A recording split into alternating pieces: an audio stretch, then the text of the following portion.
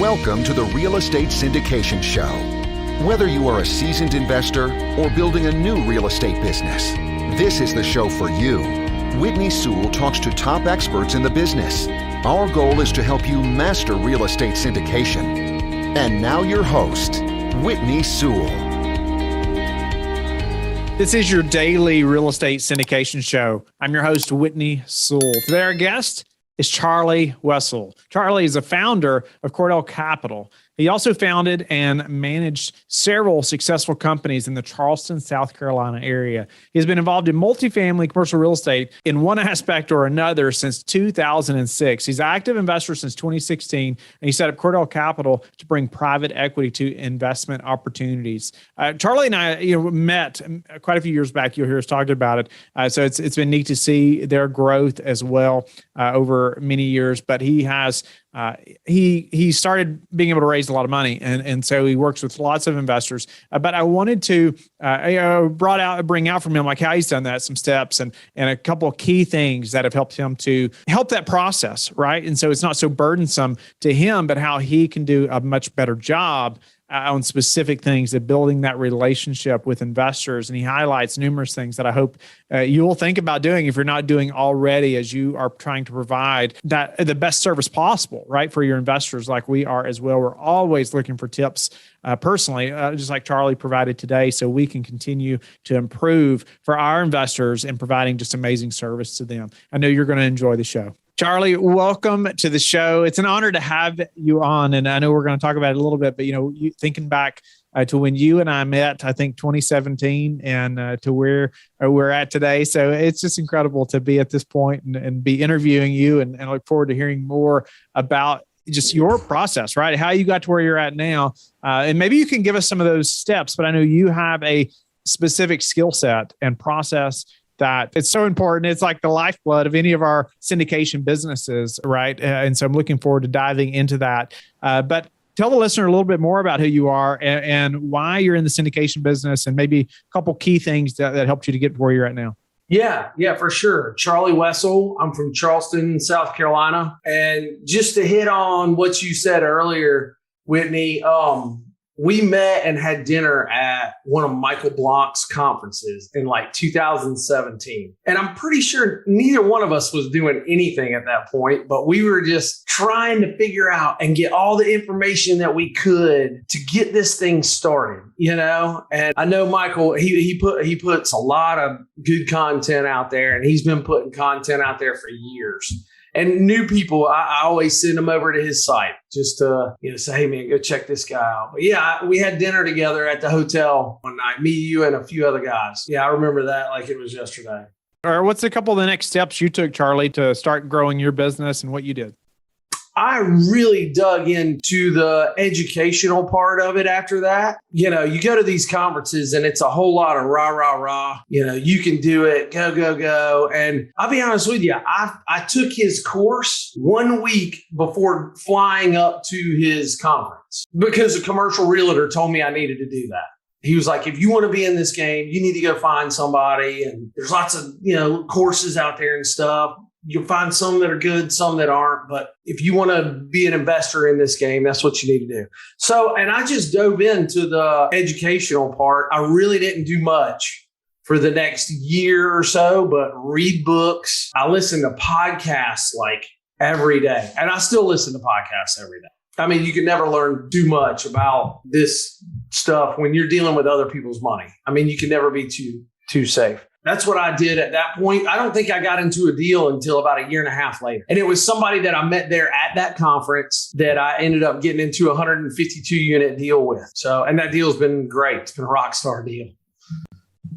I appreciate you bringing that up right there. I mean, like you started going to conferences, you were education heavy, just like I was as well. And I try to still be education heavy. Like I feel like, it's just a never-ending thing, right? Of just continual learning, no doubt about it. I just want that mindset always, like, learning. And, but no doubt in the beginning, there's so much, right, to wrap your mind around. But you said there too, a year and a half later, you got into a deal. And I just want to say congratulations to you for not quitting, right? I mean, most people don't wait it out that long, like 3 months in. Well, this is pretty hard. this just ain't working out, right? But you didn't do that. You kept going, and that's incredible. But you got that deal done. You got to that. Oh, and another point you made, hey, you met that person at a conference. It sounded like quite a time, quite a good while before that, and probably built a relationship somehow, stayed in touch. Hey, finally they had a project. You all took it down together, a year and a half later. So that's incredible. And what happened, like you got that deal done. How did that speed your process up after getting that first project done? Well, that first project, we were helping to raise some capital for that deal. And I actually met these people at that first conference and then met them again at the next Michael Blanc conference the year after that. Yeah. And that's where we really kind of hit it off. And then the next deal we did was 6 months later, and it was another deal in South Carolina, 148 units. So it was going good. And then COVID hit right after that. And they basically pulled out. They were like, yeah, we're just going to stop right now. Because I think they're up to like 20 properties. Yeah. And so me getting in on the last two was really beneficial. It really, taught me a lot. And now we've gone out and we've done another deal, a 66 unit deal, which is kind of a small deal, but we got a Rockstar team there as far as like boots on the ground in Greensboro, North Carolina. And it's a mid-rise. It's just nice. A really good deal. Yeah. Nice. Well, I know that your expertise is around, the capital raising piece and investor relations. And I want to dive into that, especially from some of the few things you mentioned before we got started that I know the listeners need to hear and it's going to be very valuable to them. But I want to hear about, this ability to raise capital. How did you come about that? Because it's one of the hardest pieces. I mean, I just interviewed someone else, as far as recording just an hour ago, but it would have been a few days before this potentially when it comes out, when they hear yours, who stressed also like it's the hardest part of the whole business, right? Is like learning how to raise capital and just continuing to build those investor relationships and how to do that. So many techniques around that, but I want to hear, how you have done that. How did you grow that part of the business? And let's jump into that. Yeah, I have a lot of help growing that part of the business from my virtual assistant. She was already well-versed in our CRM that we use and the automations that are set up to send out newsletters, send out educational content, send out, the deals, the opportunities that we have for investors to come in and invest with us. There is nothing that takes the place of a good phone call to somebody or a one-on-one. Don't get me wrong. I mean, you can automate all the emails you want to, but you got to get personal with your investors. Somehow you have to get personal with these investors. And to me, that's the fun part. To me, I love that part of this business. Getting to know people, getting to know their families, getting to know what they do, what they like to do, taking them to play golf or out to dinner or something like that. That's the fun part of the business.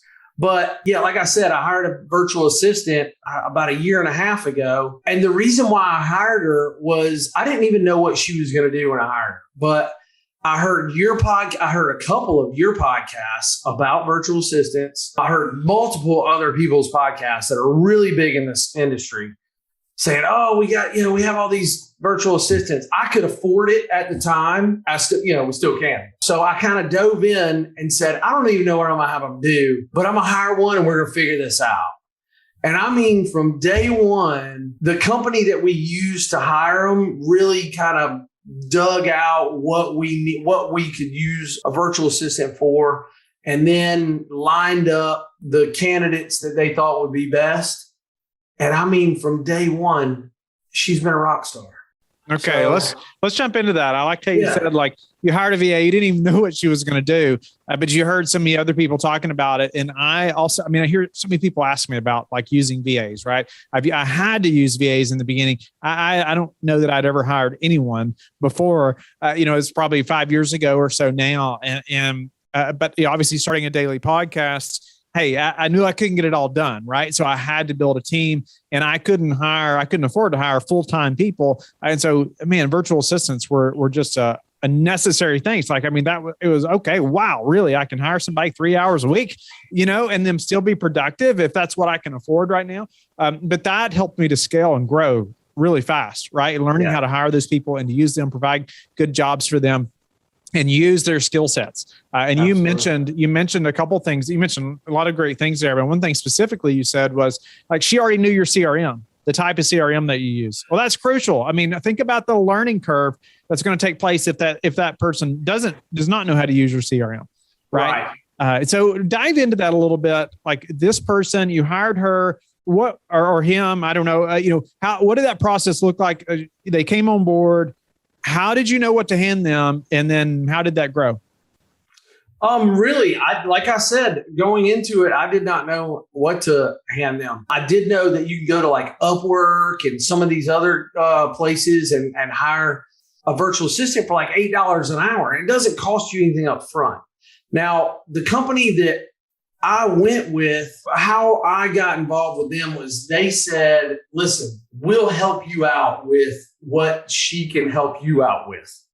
And I was like, okay, because I really don't know. I mean, I'm just thinking she can maybe manage my email inbox and maybe help me design some social media stuff or something. Well, I mean, now, after a 1 hour phone call with them, they pulled out so much stuff that she could do. And she's doing content creation. I'm going back and editing everything. And, I'm making sure everything's on point for sure. But the stuff that she does frees me up to go and have those personal relationships with the investor. And I mean, we've even hired another VA since then that's part-time. We've hired a copywriter, and I let her hire that copywriter. I kind of let her have ownership in that, Are those VAs in the States or are they in another country?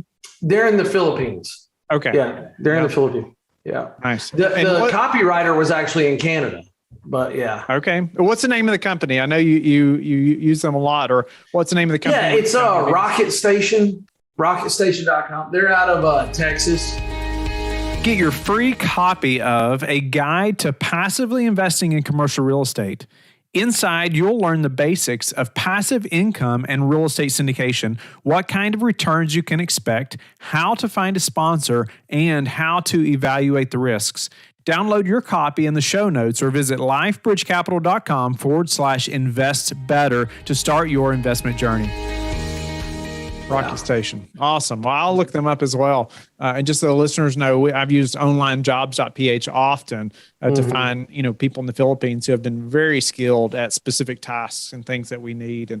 And I don't know about you, Charlie, but personally, what I found, those people are very loyal and they've been just amazing workers. And when I take care of them, man, they just, they want to stay with us. It seems like forever. And I almost felt like at first they'd be very temporary help, but they have been so loyal that I was actually just having a conversation yesterday with another team member that helps me manage that team there. And it's like, hey, I want to treat them like long-term employees because they are, they're doing great work and I want them to stay and I want to take care of them, absolutely. So would you elaborate on maybe your capital raise process? Let's jump into that. And maybe along that way, you can talk about how you're finding leads, how you're converting leads and what your VA, what role they play in that process too. Right. So, we have a couple of different sponsors that we team up with. Right now, we're actually doing a fund with a couple of guys for mobile home park deal. And that's a whole nother show, dude. That's a whole nother, but we, it started out with a bunch of 506B deals. So you had to have, relationships with all your investors. And, it just was me out there grinding, calling buddies, calling everybody. I even called my brother's father-in-law. Yeah, I called my brother first, asked him if it was okay. And he was like, yeah. So, you deal with all the people that you have relationships with. And then how we really have been pushing lately and getting a lot of phone calls on our Calendly calendar is social media. We post every day on LinkedIn and on Facebook. And it's quality stuff that my virtual assistant creates. And then I go on to Canva, which is a program that she creates this stuff on, and I approve it or I edit a lot of it, the wording on it or something, and then throw it in the approved calendar. And then she just rolls through it. And, so speak to a little bit how she creates that content. 'Cause I know that's a big hang up for a lot of people. I mean, personally, we have more content we know what to do with, Right. but oftentimes, more times than not, that's not the case, right? So, and oftentimes too, you're hiring a VA that maybe they don't understand your industry, right? Or in real estate, they don't know what a lot of the terms are. They don't know what syndication is versus wholesaling, and just no idea about real estate. But in this case, they're creating the content. How do they find the content? How do they just talk about that process or system a little bit? Well, we go through different articles that are out there, man. Really. I mean, we've written articles and you can just pull a couple of one-liners out of the articles that you write.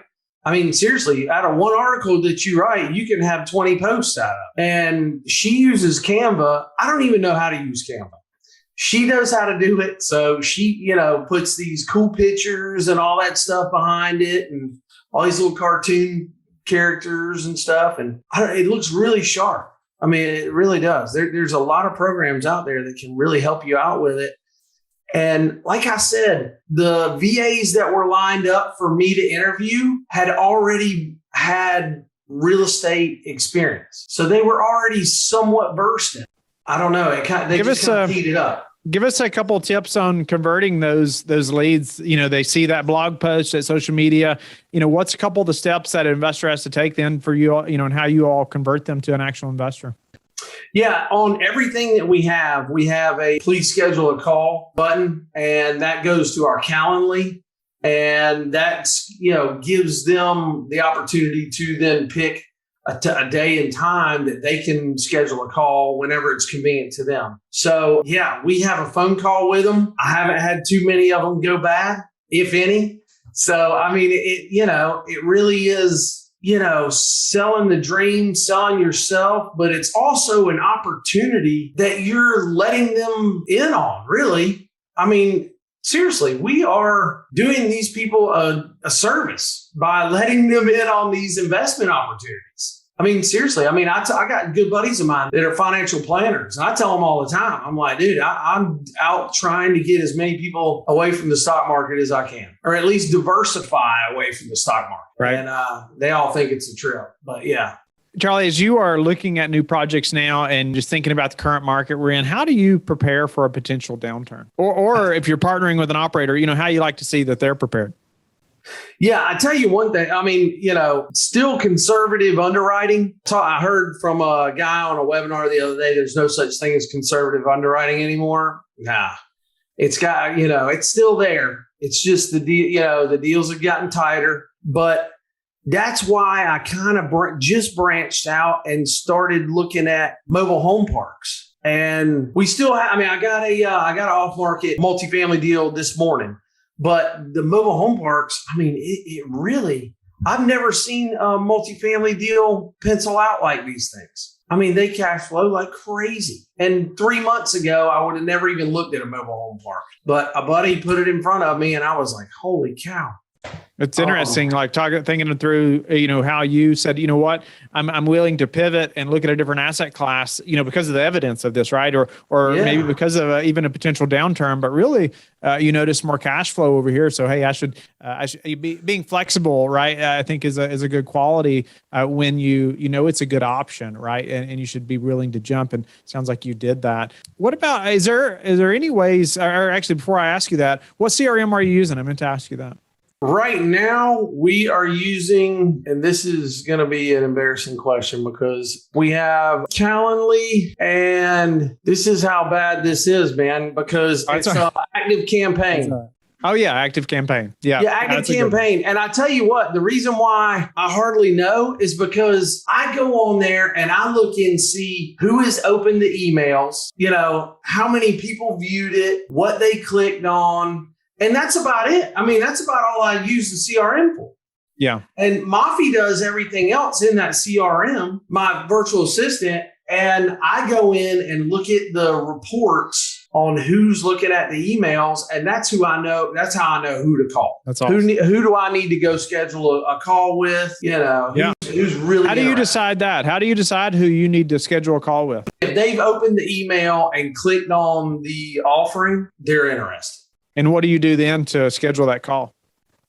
I shoot them an email and shoot them a link to my Calendly. Okay. And say, hey, man, schedule a call. And, Yeah, one thing I just like you're being proactive is what, like I wanted to point out there. It's like, hey, you're going in there and looking who's been, there's so much technology now that lets you know things like that, like who has opened this, and hey, they've opened it 4 times yesterday, right? Hey, maybe I need to send them a little note today, right? Maybe even a handwritten card, or like going that extra mile like that, Charlie. I think is just incredible. I wanted to point that out because I see, like I hear that that's what you're doing. Most people do not do those things, don't think that way. And so, what about? Is there a way you've improved the capital raising process or your business even in general that we could apply to ours? I would definitely recommend the VA if you don't have one. I mean, that's been crucial to my business. Using Active Campaign for all the automated emails that go out. I mean, that's huge. Or, make sure that you're in it every day. She may make the posts in the social media, but I follow up on all those posts and I comment to everybody else's comments. And, so I'm still in it personally every day, grinding away all day, as I know you are as well, Whitney. So that's for sure. Yeah, you still got to work at it, bud. On that note, what are some daily habits that you have, Charlie, that you're disciplined about that have helped you achieve success? Well, I like to wake up, have a little bit of quiet time in the morning, just go through, I usually read Proverbs in the morning, say today's the 28th. So today I read the 28th proverb, and I just do that on a daily basis. And it's the book of wisdom. So that's where I'm looking for, that, and just putting the grind in every day, man. That's what we do. Awesome. Yeah. Tell us how you like to give back. We have several different ways, man. We have the Low Country Pregnancy Center here in Charleston, and they help young mothers who don't know what to do. They're pregnant and have nowhere else to go. I mean, they have a house set up. They help them out with a lot of their needs. And, try to talk them into either adopting the baby or keeping the baby. And I'm telling you, man, to me, that is so huge. Like, we can't give them enough money. So, yeah, we sponsor events for them and everything else. Charlie, it's been a pleasure to have you on the show and see, right? I mean, your progress as well over the last number of years. And it's interesting that you and I met so many years ago, at a meal, at a conference. But I just want to stress too to the listener, like, you got to get out there, you got to meet people, even like Charlie talked about meeting that person at that event. And hey, you then saw that person again. And, a year and a half later, they're doing a large deal together. And so that you got to stick it out. You got to stay in there and you got to get out there and meet people and build those relationships with other operators and investors, just like Charlie's doing. Just some great tips. I mean, even thinking about like following up, using a VA, a Rockstar VA. I mean, having a great process of finding that VA, a couple tips of skills maybe that they have that are going to help you to speed up the process, like them knowing your CRM, like you mentioned, and just really getting past that mental hurdle, Charlie, like you mentioned. I didn't even know what I was going to have them do, but then it's like, wow, I'm employing one full time, I'm hiring another one part time, and couldn't live without them now. And I'm the same way. We are the exact same way. If they all quit, I'd be hiring other people back as quick as I possibly could in their place. So, but Charlie, thanks again for being on the show. Tell the listeners how they can get in touch with you and learn more about you. They can go to Cordell, Cordell capital.com. You can email us at info@cordellcapital.com. If you'd like to look into the virtual assistants, just shoot us an email. We can make an introduction with Rocket Station and save you $250 on your initial setup fee. Thank you so much for having us, Whitney. Thank you for listening to the Real Estate Syndication Show, brought to you by LifeBridge Capital. LifeBridge Capital works with investors nationwide to invest in real estate, while also donating 50% of its profits to assist parents who are committing to adoption. LifeBridge Capital, making a difference, one investor and one child at a time. Connect online at www.lifebridgecapital.com for free material and videos to further your success.